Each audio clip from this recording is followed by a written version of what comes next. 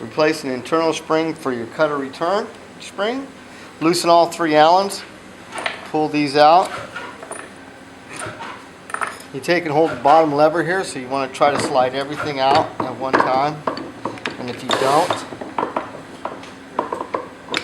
you want to remove all parts. There's your movable cutter, cutter link, and your lever. To take the new spring, it's going to be tight. You take this, a little screwdriver, a little Allen, you want to hook it around and just hook it in there. There.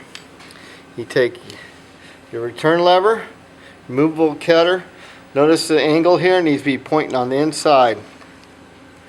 Put your lever return spring clip there.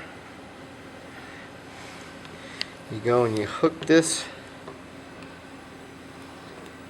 See how it's hooked? Pull it down, line everything up to where this stays. Pick the machine up, folding it with your fingers, coming back into here to line everything. Come right here. You want to make sure all this lines up in the trough. Put it back in. You can kind of line it up. Put your Allens back in here.